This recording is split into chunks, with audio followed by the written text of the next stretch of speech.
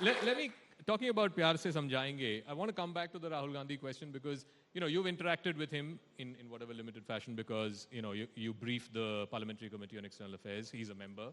And he had recently said in England, while he was in England, that he drew this analogy between Ukraine and Ukraine and Arunachal. And he also said that I said this to the minister, and the minister said it's a ludicrous idea. Your comments on that, did that happen? Do you? And the minister said what? That it was a ludicrous idea. Ludicrous. Okay. Ludicrous idea. Okay. And also I want your general impressions of him because you've interacted with him, you briefed the members.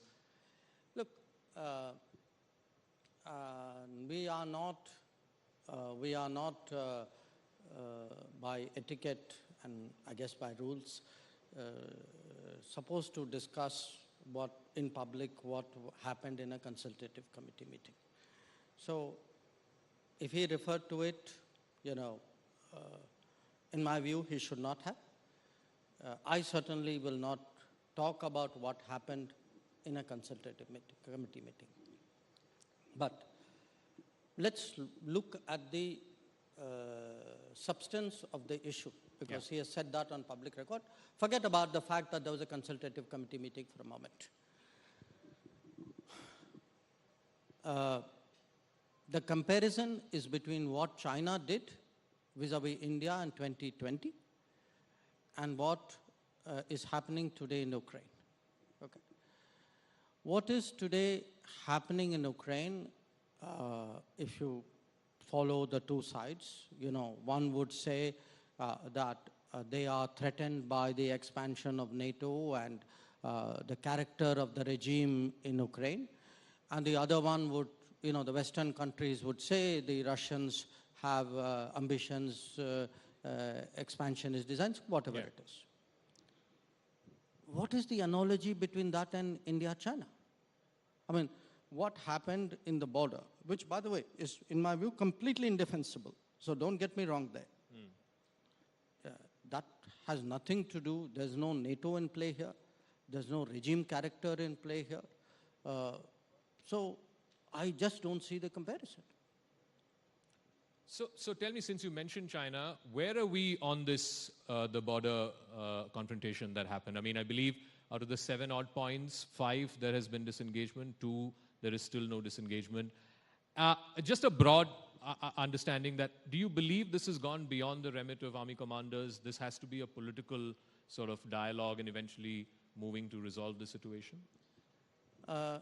Look, first you have to understand what is the nature of the problem.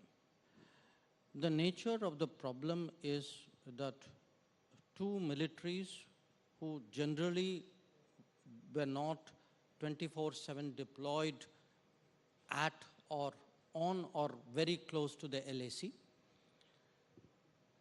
have done so to a great degree after May of 2020. Because pre-May of 2020, both militaries were primarily located in the depth areas where they had permanent bases, and then they would patrol out into the LAC. Now, in 2020, the Chinese breached that in violation of the 93-96 agreements, brought forces to the LAC. Obviously, we countered it. They stayed there, we stayed there. So as a result, you have a very, very intricate situation of very multiple close-up deployments, which by common sense sort of military assessments, a very dangerous situation to be. And that danger, of course, was, we had cautioned them. And then, of course, Galwan happened, which only was proof that, how volatile the situation could be. Now, in this, we have, I met my counterpart in September 2020. He accepted that this was a dangerous situation. And since then, we've been trying to pull back the close-up deployments, not close-up deployments, the close-up forward deployments. But it can only be done if there is a mutual agreement. Because in the past, there have been occasions when quite honestly, without revealing confidences, we may have made some such unilateral move and we found it was not necessarily responded to by the other side.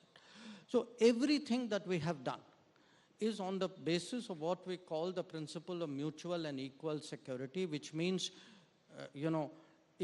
if we move back here, you will move back there. So now again, some canards have been floated that, oh, buffer zones have been created in our patrolling areas.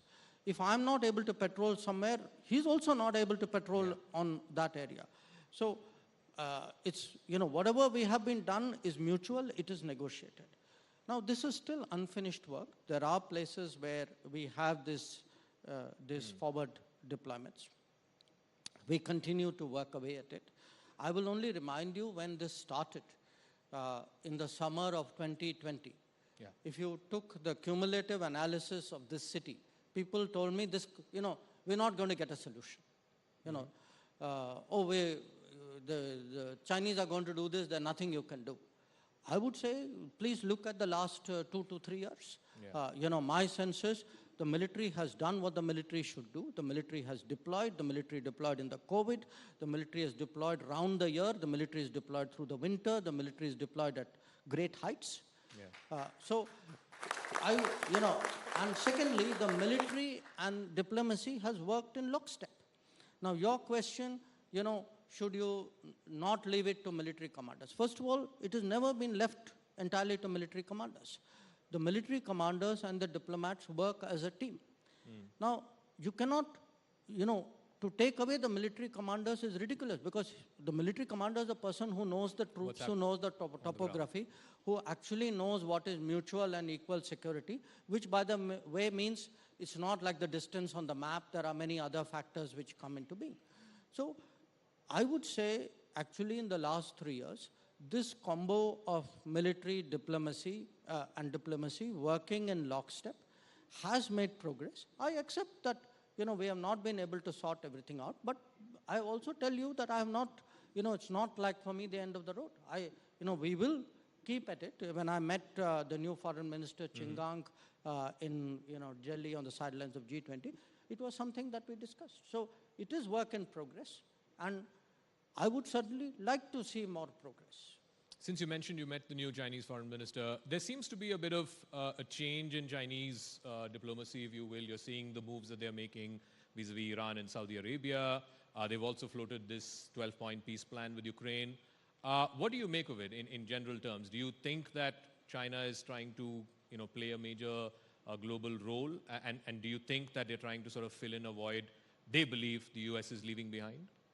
Look, no question that if you take any metric in the last 20, 25 years, I would say maybe even last 40 years, in many ways, China has gone up. So have we. Yeah. Okay. Maybe not at the same pace. Frankly, if we had honestly had this government, I know this is a very biased statement, but if we had had a government like this 25, 30 years ago, maybe we would have gone up faster.